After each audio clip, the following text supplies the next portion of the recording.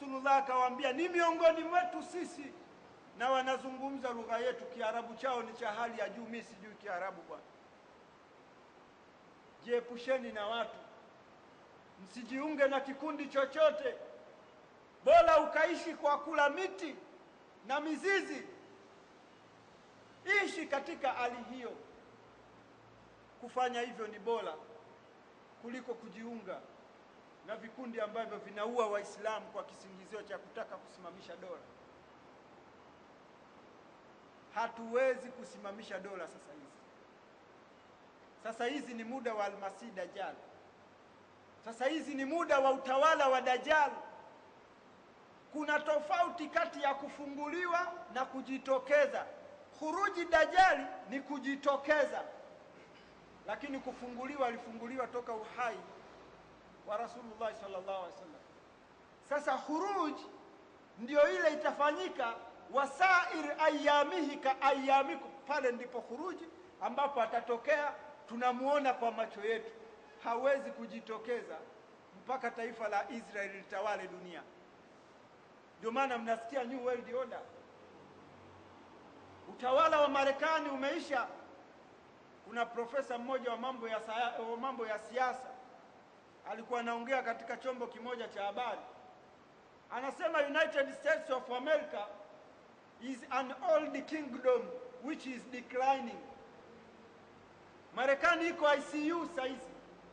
Utawala unatakiwa uingie katika yaumun kajumaa, siku moja kama wiki. Dajjal atoke Marekani ahamie Israeli. Wayahudi lazima watawale dunia. Rasulullah alisema katika kitabu al-Malhama, Sunan Abu Daud, alisema Umran Baitul Maqdis kharabu Yathrib, wa kharabu Yathrib khuruj al-Malhama, wa khuruj al-Malhama fathu Konstantinia, wa fathu Konstantinia khuruji Dajjal. Hadithi hii ndio inayotuthibitishia kwamba utawala unaofuata ni wa Wayahudi. Makao makuu yanatakiwa yaame kutoka Washington, yahamie wapi? Jerusalem. Benjamin Netanyahu atawale dunia. Obama muda wake umekwisha. Ndio maana unaona mahusiano ya Obama na Benjamin Netanyahu yameharibika.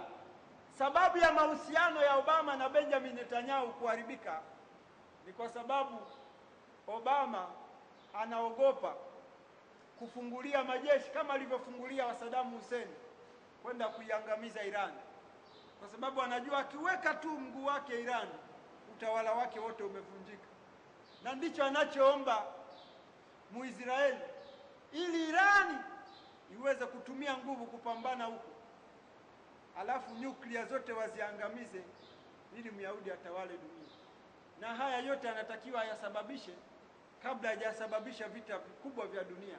Kwa maana Rasulullah sallallahu alaihi wasallam itakapofika kipindi Jerusalem inakaribia kuwa makao makuu kama ilivyo Madina ya dunia, wakati huo al-yawma akmaltu lakum dinakum wa atmamtu alaykum ni'mati, dola ya Kiislamu imesimama na makao makuu ya dola ya Kiislamu yako Madina.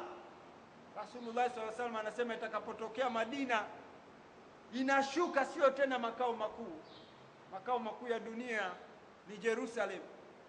Utatokea na kitu kinaitwa Malhama.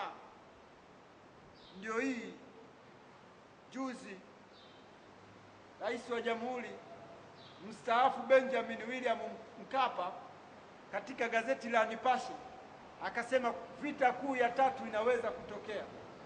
Hawa watu wanajua kwamba ulimwengu unaingia wapi. Inashangaza Waislamu hatuelewi hili, wakati tuna Qur'ani na Sunna. Tunayabishia maneno ya Rasulullah, lakini tunayakubali maneno ya wasiokuwa na kitabu, wasiokuwa na Waislamu. Inna lillahi. Waislamu tunaingia katika vita vikuu vya dunia, na vita hivi vikuu vya dunia haviwezi kujitokeza mpaka Waarabu wote wajisalimishe kwa Myahudi, ili Waislamu Waislamu wote, tawala za nchi za Kiislamu zote zisalimu amri kama ulivyo ufalme wa Saudi Arabia ulivyosalimu amri kwa Uyahudi toka kuvunjwa kwa dola. Lazima Myahudi aanzishe chokochoko za kuwaua Waislamu, propaganda za kuhadaa ulimwengu kwa kisingizio cha dini ya Kiislamu, ili apate uhalali wa kuua na kuangamiza tawala za nchi za Kiislamu. Shughuli ilianzia Septemba 11, 2001 nchini Marekani. Wakaua raia wa Marekani wasiokuwa na hatia zaidi ya 3,000. Kazi iliyofanywa na CIA pamoja na Mossad ndio waliotengeneza hii kitu. Wakamsingizia Osama bin Laden. UN ikahalalisha kuivamia Afghanistan kivita.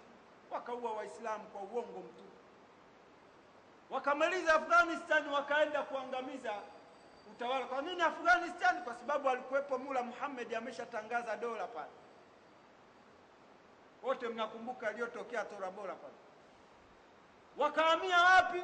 Saddam Hussein, kisingizio cha uongo kabisa kwamba ana silaha za nyuklia.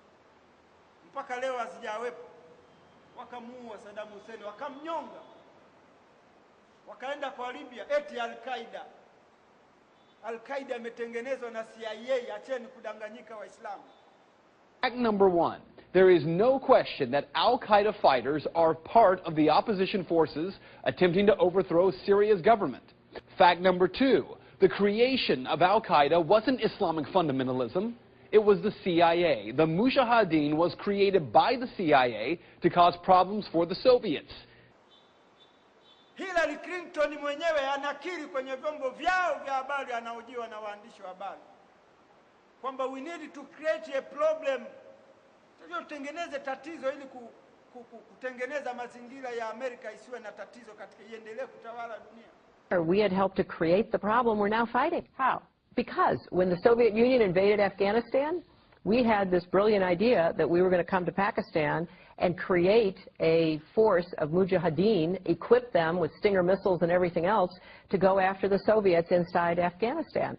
And we were successful. The Soviets left Afghanistan, and then we said, great, goodbye, leaving these trained people who were fanatical in Afghanistan and Pakistan, leaving them well armed, creating a mess, frankly, that at the time we didn't really recognize. We were just so happy to see the Soviet Union fall, and we thought, okay, fine, we're okay now. Everything's going to be so much better. Now you look back, the people we're fighting today, we were supporting in the fight against the Soviets. Wametengeneza ISIS.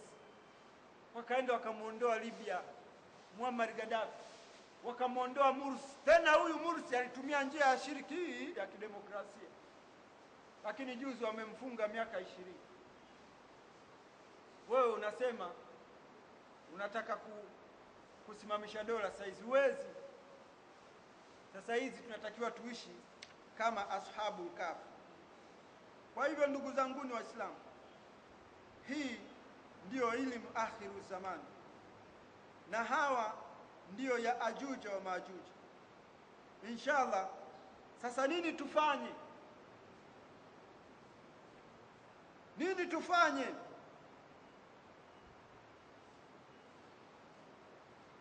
Nusura yetu imo ndani ya surati Al-Kahfi, na tunaomba tuisome ile hadithi ambayo iko katika Sahih Bukhari. Kuna hadithi iko katika Sahih Bukhari, Kitabul Fitan, babu kaifa al-amru idha lam takun jamaa.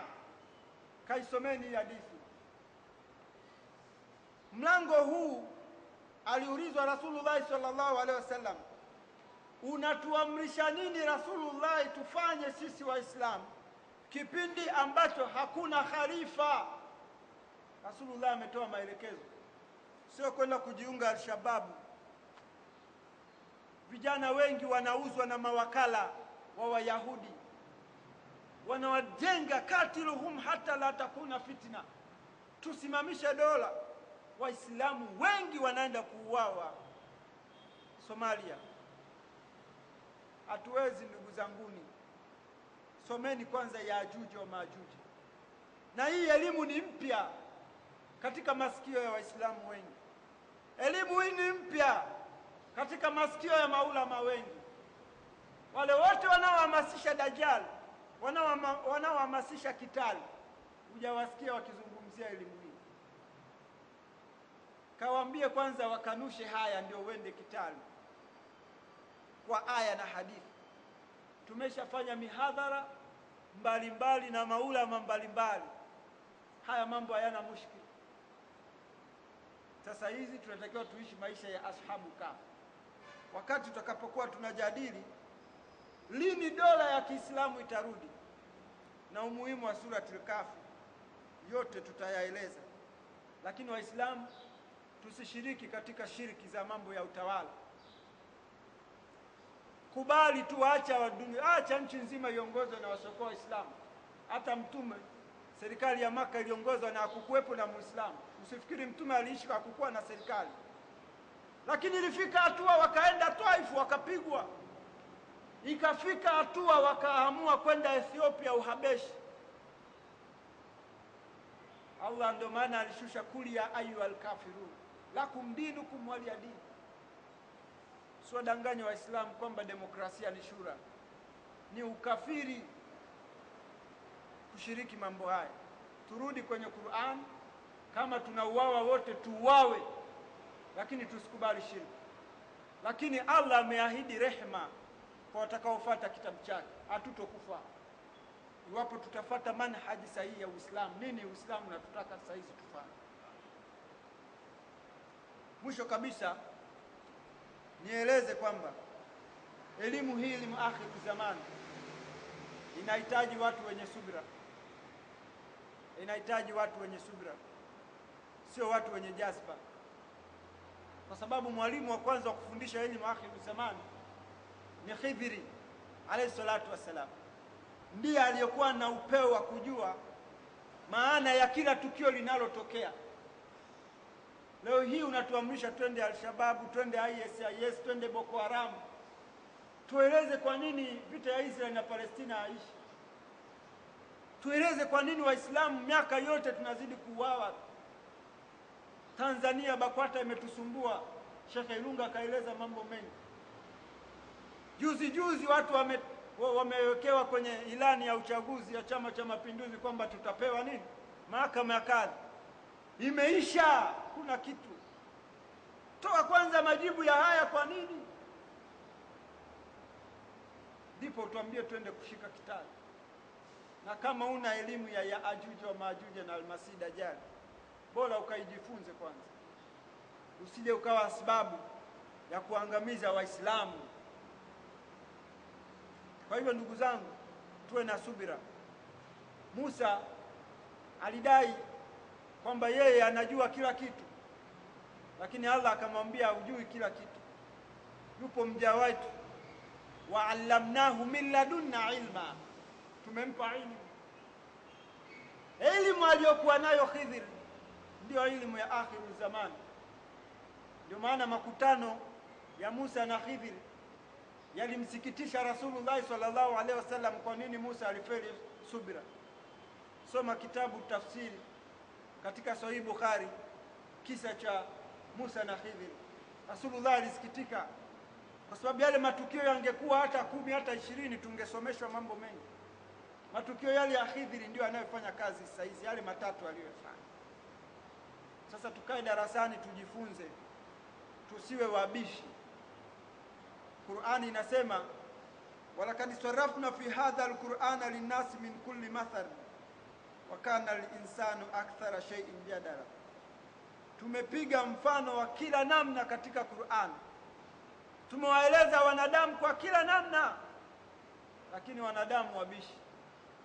Sasa sisi tuendelee kuleta fikra kwamba nusra ya Waislamu ni kuwa na wabunge wengi. Nusra ya Waislamu ni kuwa na wabunge wengi bungeni na kuwa na wabunge wengi kwenye halmashauri zetu. Sasa sijui Misri kuna Wakristo kule. Sijui Iraki kuna Wakristo. Sijui katika bunge la Libya kuna Wakristo. sijui bunge la Zanzibar kuna Wakristo, mbona hali mbaya kule? Waislamu tusiwe wajinga, kudanganywa, tumechezewa akili zetu toka miaka nenda rudi. Sasa hizi wapo watu watapita misikitini kupiga kampeni za mambo ya kipuuzi kabisa. Tujitahidi, tumuogope Allah na tumuogope Mwenyezi Mungu. Ndugu zangu Waislamu, mwisho kabisa, Allah ndio mjuzi, sisi ni wanadamu, tunapatia na tunakosea. Mahala tulipokosea tumekosea kwa sababu ya ubinadamu, lakini tusihukumiwe kwa sababu ya kusema haki. Na yoyote atakayejaribu kupoteza haki yatamkuta Allah subhanahu wa ta'ala kuanzia hapa duniani. Bora ukubali kuwa maskini. Kama umekhiari dunia, usitumie Qur'ani kupoteza Waislamu. Chukua dunia yako, Allah atakupa dunia, lakini usitumie Qur'ani kupoteza Waislamu. Allah amesema, ni nani aliye dhalimu anayemzulia Allah uongo? Faman adhlam mimman iftara ala Allah kadhiba. Haya mambo ya utawala ni shiriki. Kama unaamua nenda wewe, lakini usitumie Qur'ani kuwadanganya Waislamu. Jibu la nini tufanye liko ndani ya surati Al-Kahf. Tuendelee kufuatilia mada hizi inshallah, ziko nyingi. Na hii mada ya Al-Masih Dajjal ndio sawasawa na kwenye Biblia Ufunuo sura ya 13 mambo ya 666. 666 ndio Dajjal, ndio yaumuka sana, yaumuka shahri wa yaumuka juma. Na vita kuu ya dunia katika Biblia imo. Ufunuo kitabu cha sura ya 16 kuna habari za Hamagedon. Vita kuu imezungumzwa mpaka na Nabii Isa. Kwa hivyo turudi katika dini, na inshallah tutakuja kuzungumza hili tukio la Yemen tukijaliwa na Allah subhanahu wa ta'ala. Kwa nini Saudia kaingia katika vita? Saudia amewasaidia Wayahudi kuua wa Palestina. Saudia amesaidia Wayahudi kumuondoa Saddam Hussein. Kwani hao wote ni Mashia? Saudia kasaidia kumuondoa Mursi, Muhammad Mursi, kwani Mursi Mshia? Saudia kasaidia, katengeneza vikundi kumuondoa Muammar Gaddafi. Fikra ya Salafi imetengenezwa Saudia, Salafi. Acheni kuvamia vitu Waislamu. Ndio ana Allah akasema inma yakhsha Allah min ibadihi al-ulama. Someni kwanza Qur'an. Tunaletewa vitu. Sasa hizi kuna watu wanaitwa masalafu. Unajua alianzisha usalafu kwa sababu tu ya maneno kidogo tu yanakupoteza akili kwamba njia ya watu wema. Watu wako kazini wanatumia dini kutuua Waislamu. Fungueni macho. Allah anauliza, alam yaj'al lahu ainaini, akutujalia macho mawili? Sasa tukiona kwa jicho moja tutakuwa chini ya utawala wa Dajjal. Mwisho kabisa, Waislamu mfuatilie mada hizi. Na inawezekana, mimi sijui, lakini mpaka sasa hivi sijasikia shehe yoyote mwingine Tanzania anayejaribu kueleza Waislamu halisia wa ulimwengu kama huu. Naomba watu tuje tujifunze elimu hii ili tuweze kuwaelimisha Waislamu. Tunatakiwa tuishi maisha ya ashabu kafi sasa hizi ili tuweze kunusurika, na tusisahau maisha haya ni maisha ya Yaajuj wa Maajuj. Kila watu 1000 atakayeingia peponi ni mtu mmoja. Namuomba Allah subhanahu wa ta'ala atujalie elimu hii itufungue macho. Tusemeni amin. Na ajalie watu waijue haki kwa muda mrefu baada ya kupotezwa, na tukinge na fitina na shari za washirikina wanaotumia Qur'ani kupoteza Waislamu, na atulinde na mikono ya maadui wa Uislamu, tusije tukaingia katika mikono ya maadui wa Uislamu kama baadhi ya viongozi wetu wa dini ya Kiislamu, hasa hata hapa Tanzania, wako katika mikono ya matawaghuti wakipata matatizo makubwa sana. Tunamwomba Allah atuhifadhi mpaka hatua za mwisho, tuweze kuwaeleza Waislamu ukweli hasa na uhalisia wa mazingira ya dunia tuliyonayo. Rabbana taqabbal minna innaka antas samiul alim wa tub alaina ya maulana innaka antat tawwabur rahim wa waffiqna lima tuhibbu wa tarda innaka ala kulli shay'in qadir. Allahumma salli ala Muhammad wa ala ali Muhammad kama sallaita ala Ibrahim wa ala ali Ibrahim wa barik ala Muhammad wa ala ali Muhammad kama barakta ala Ibrahim wa ala ali Ibrahim fil alamin innaka Hamidum Majid.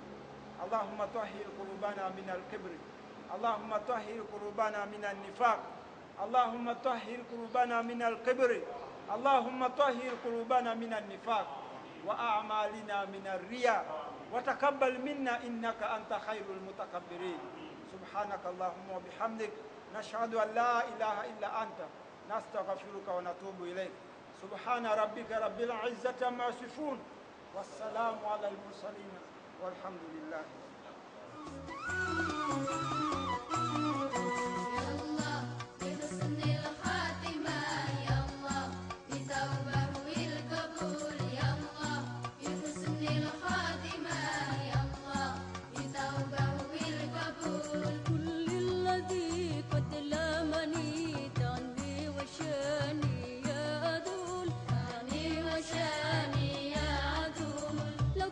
تدري ما جرى ما كنت تنسى